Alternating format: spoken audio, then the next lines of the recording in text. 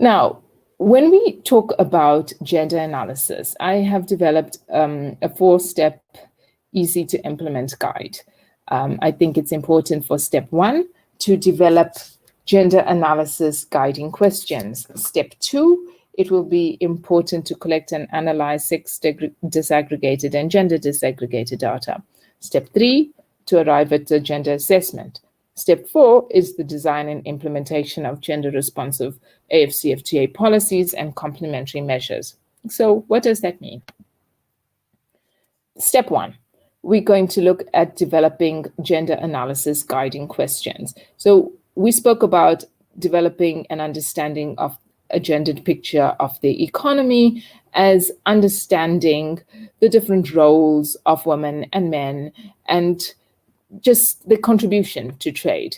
But really, it needs to be accompanied. In order to get this information, we need to develop specific guiding questions. And some of these guiding questions could be to understand what is the country's legislative framework governing gender equality, what is the literacy and participation rates of women and men in education, and how are these gains being translated into success in the jobs market.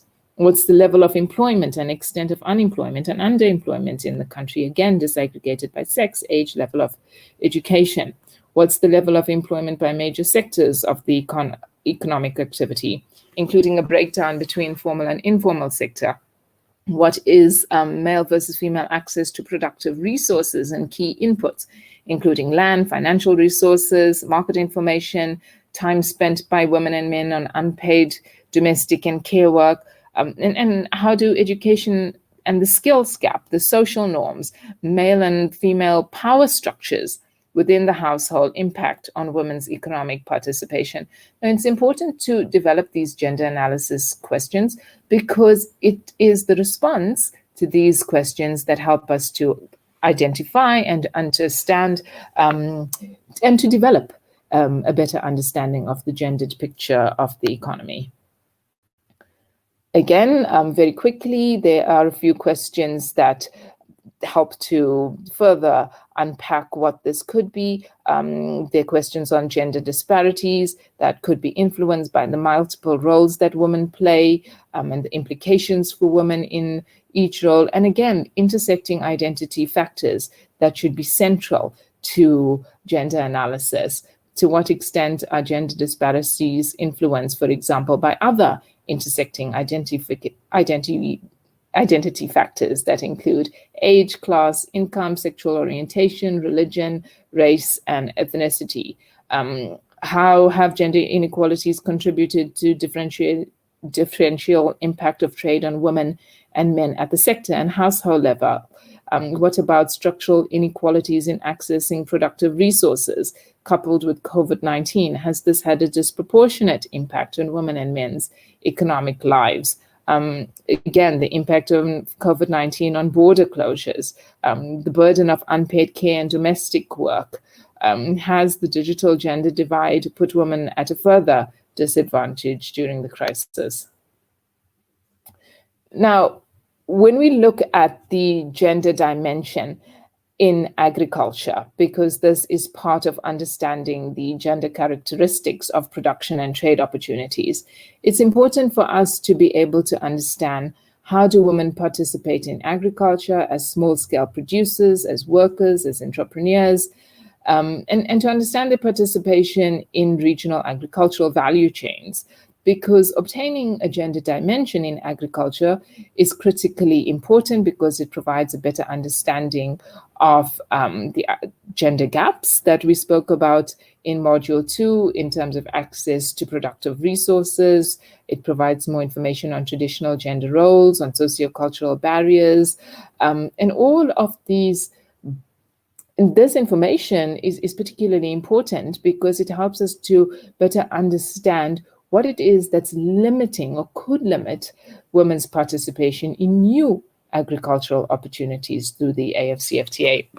And then it's important for us to understand the implication of COVID-19 on hard-hit sectors, including in horticulture, and the potential of the pandemic to exacerbate existing inequalities in agriculture. because we are going and we're moving towards, again, a better understanding of targeted interventions to remove barriers and to unlock new opportunities for women in their various roles, and particularly for small-scale producers in agriculture. So you'll see that I have repeated a little bit understanding the gendered picture of the economy and what that could entail, because I think it's particularly important. When we think of the economy, we don't really understand it in a gendered dimension, but it's critical, particularly for the approach to gender mainstreaming, for us to be able to unpack what a gendered dimension, a gendered understanding of the economy could be. And I wanted to reemphasize some of those questions as a start. But as I said, this is by no means the conclusion of what those questions could be. It is but the beginning, and I would like you to build on what I have proposed to understanding of what a gendered picture of the economy could entail, and to continue to build on that in order for us to better understand the roles of women and men, and particularly the economic roles that they play in the economy. When you look at the gender characteristics of production and trade opportunities and constraints, and particularly to understanding the gender dimension of manufacturing, it's important for us to be able to see how women participate in manufacturing in their various roles as workers, as producers, as entrepreneurs, farm owners, formal and informal, and to understand what this means at various sectors and at subsectors and levels, and who holds a disproportionate share of lower skilled and lower wage jobs. A gender dimension in manufacturing also requires a better understanding of the implications of gender-specific barriers, including sociocultural barriers and other intersecting identity factors for women's participation in new manufacturing opportunities through the AFCFTA. Again, the implications of COVID-19 on hard-hit sectors, including textile and garment industries, because we are marching along a better understanding of obtaining a better understanding of what these targeted interventions could be to remove barriers and to unlock new opportunities to promote wage employment and other export generating opportunities for women in various sectors in manufacturing. And then understanding gender characteristics of production and trade opportunities and constraints, we look at a gender dimension in services and how are women participating in services as workers, as producers, as entrepreneurs. What are the questions that we need to understand to get a better idea of the gender dimension? We need to get a better understanding of the identification and implications of gender-specific barriers for women in the services sectors. What are these? What are the opportunities for women workers, entrepreneurs, and producers to export services in an integrated continental market? What are the implications for women who are heavily represented in services sectors, including in tourism, in retail, in teaching, in hospitality? What are the implications for these women who have been disproportionately impacted by COVID-19? Again, it's important to ask and to develop these guiding questions as part of gender analysis, because we need to we need to be able to understand what the targeted interventions are to remove the barriers and to create new opportunities that will enable greater participation of women in the services sector. And again, we need to understand, as part of the gender characteristics of production and trade opportunities and constraints, we need to understand the gender dimension for informal cross-border and small-scale traders, and how are women engaging in formal cross-border trade? What products and services are they trading? What are the gender-specific obstacles and barriers that they confront? What is the impact of COVID-19 on border closures and restrictions on the economic activity of informal cross-border traders? Ultimately, we want to obtain a better understanding of what the interventions, what the policies, what complementary measures need to be effected in order to remove gender-specific barriers confronting women as informal cross-border traders, as small-scale traders, in order for them to be able to leverage and participate in new opportunities created under the AFCFTA. I think it's particularly important as part of developing your gender analysis guiding questions here to think more deeply about a gender-responsive trade facilitation agenda. And what would these measures entail? What are the questions that need to be asked to understand what the gender dimension is for informal cross-border traders in order to inform a gender-responsive trade facilitation agenda, in order to inform gender-responsive trade facilitation measures in the context of the AFCFTA. And again, I encourage you to reflect deeply at interventions, at trade facilitation interventions that were effected at the REX level, because it will be important to scale those up, to learn from those, to build on those, and to address the challenges as part of AFCFTA implementation, but to also utilize what has worked. So when we're talking about gender-responsive trade facilitation measures, particularly to support small-scale and informal cross-border traders in the context of the AFCFTA, what has this been at the REX level? And what can we draw upon from the REX experience to build upon, to scale up, and to make more meaningful in the context of the AFCFTA? And of course, step 2 is going to entail collecting and analyzing sex disaggregated and gender disaggregated data. And we spoke about quantitative data sources. We spoke about qualitative data methods. I'm not going to go into detail about that, but that is what your step 2 would entail. Your step 3 is going to entail the collection and analysis of the sex disaggregated and gender disaggregated data. And of course, it's critically important to consider the views of civil society organizations and women's associations, of co-ops, of community-based groups, and gender researchers, sensitive researchers on this issue. But of utmost importance, you need to understand and apply your knowledge of relevant national, regional, and international policies and law that lays the basis for the obligation to be concerned about gender equality, about human rights. And that's what it would be particularly necessary to do as part of the collection and analysis of gender disaggregated and sex disaggregated data. And step 3, when you arrive at your gender assessment, we've spoken a little about how data collected helps to identify gender-based constraints and the findings that inform the gender assessment that presents crucial context-specific information to address gender-specific constraints or barriers that women experience in relation to trading opportunities, because it's really understanding what those are that will inform gender-responsive policies and complementary measures that enhance women's economic participation in different sectors.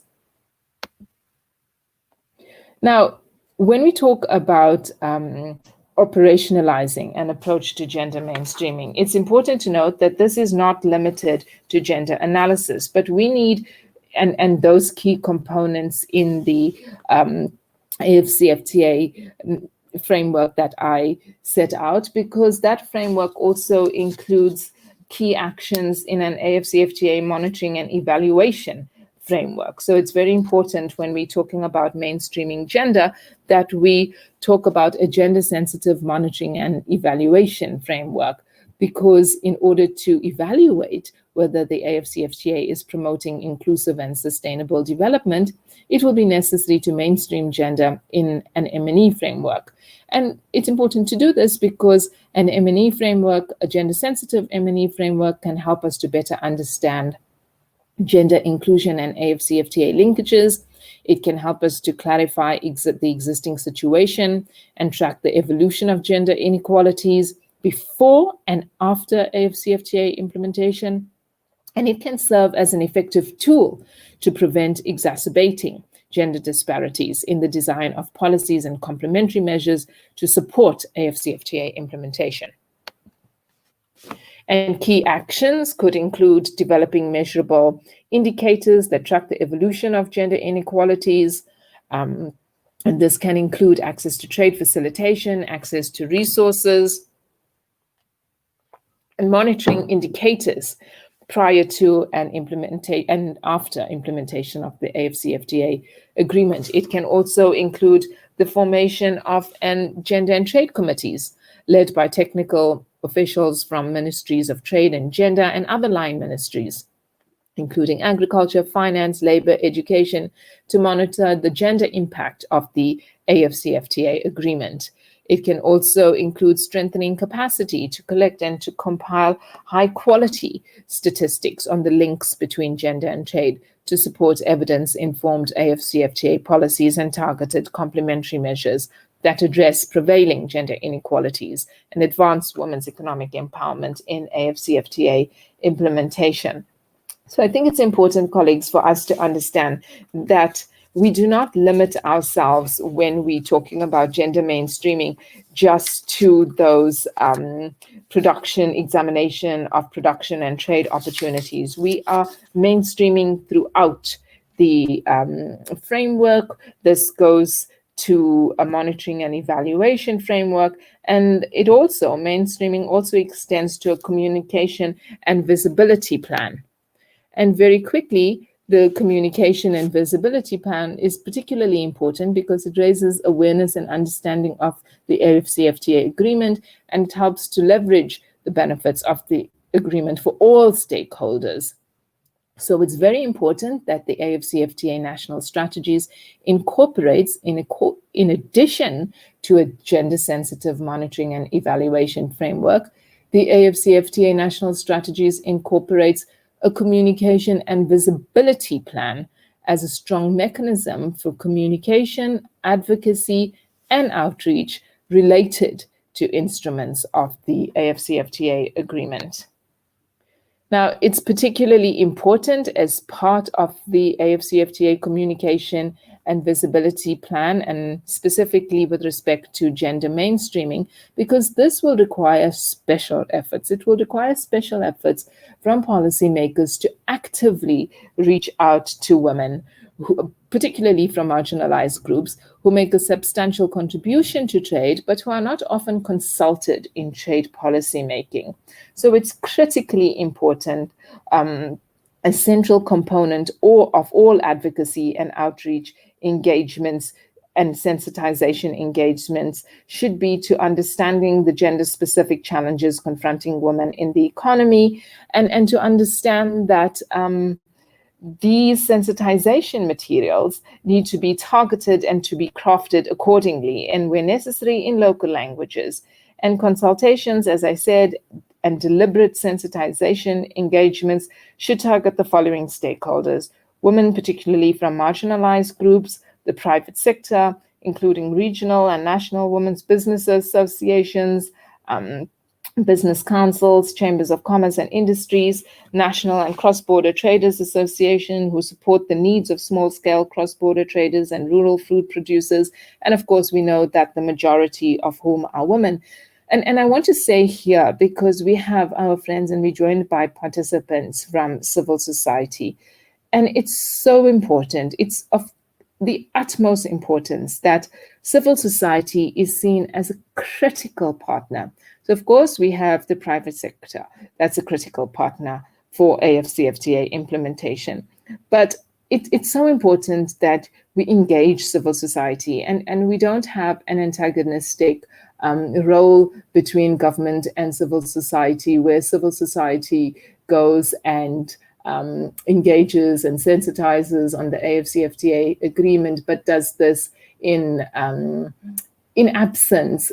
It doesn't need to be done in coordination with government all the time, but when we talk about meaningful, full implementation of the agreement, and particularly in terms of longevity and participation in national coordinating structures that will be coordinated by government, it's so important, the relationship between civil society as a partner, as part of this ecosystem, to support a holistic, inclusive AFCFTA implementation, because it becomes so important, because civil society has to be seen as a partner to government in translating the AFCFTA at the national level.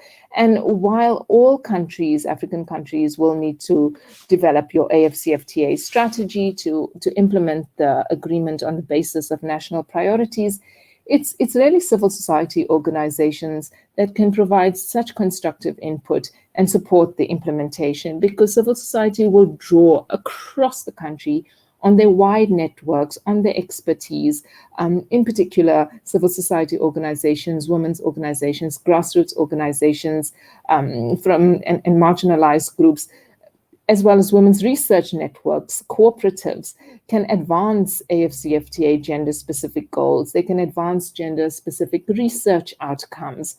And when we talk about creating an inclusive AFCFTA that pays particular attention to the needs of the most disadvantaged and vulnerable, we need partnerships, we need cooperation that's part of a wider, as part of an all-encompassing, holistic government, private sector, and civil society ecosystem. So colleagues, particularly participants from government, our policymakers, when you go back to developing these national strategies, I would like to request, and I would like to urge you to make deliberate efforts, to make targeted efforts to consult with civil society and to bring them on board as an equal partner in ensuring effective, meaningful, and full AFCFTA implementation.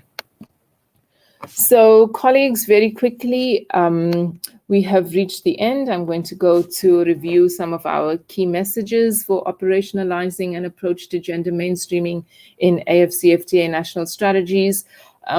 Really, one of them is empowering women to be full participants in the AFCFTA is integral for the achievement of inclusive socioeconomic growth and supports sustainable development that leaves no one behind. And I keep going back, I keep repeating, and you will see that and I must apologize, there are some messages that I do go back to, that I do repeat, particularly when it came to understanding the gender dimension of the economy, because I feel that it is important for us to reinforce this distinction, the differential impact and implications of AFCFTA implementation for women and men in their different roles, and understanding what the gendered picture of the economy is critical. So I go back to that. I go back to this key message again, that empowering women to be full participants in the AFCFTA is integral for this elusive but critical inclusive socioeconomic growth that supports sustainable development, that leaves no one behind. And gender mainstreaming participants is this primary tool that we have identified to support the goals of gender equality under the AFCFTA agreement and to advance the economic empowerment of women, thereby contributing to sustainable and inclusive socioeconomic development and Africa's structural transformation. Gender mainstreaming in AFCFTA national strategies is your process. It's a national-driven process. It's led by government, but we've spoken about key partnerships and key collaboration with civil society, with the private sector, with international development partners, but most importantly, with the general public, with African citizens as equal custodians of the AFCFTA. And of course, our 3 steps for operationalizing gender mainstreaming in AFCFTA national strategies would include application of gender analysis to key elements of the national strategies, a design of a monitoring and evaluation gender-sensitive framework, and the design of a communication and visibility plan. With that, I'd like to thank you for your attention. That brings us to the end of module 3, but I would encourage you again to look at the module, because I have set out key steps to operationalize the approach to gender mainstreaming to operationalize the approach to gender analysis that includes the formulation of gender-responsive guiding questions. And I think it's particularly important for you to be able to use that as a start, but by no means the end, and to build on that, and to also contribute, whether it's through the course platform or as part of your assessments and your final evaluation, or to me personally, to just talk about how we can build on what those guiding questions could be, to understand the gendered picture of the economy, to understand the gender dimension in key economic sectors of agriculture, of manufacturing, of services, because we are marching along to identifying what could comprise, what are the key actions, what are the key measures that need to be enforced in order to create gender equitable outcomes in AFCFTA implementation. What are these gender responsive policies that need to be designed? What are these gender responsive complementary measures and other targeted actions that need to be effected in order to support full, equal, and meaningful participation of women and men in the AFCFTA. So colleagues, friends, participants, I'd like to thank you for your attention, and until we meet again in Module 4. Thank you.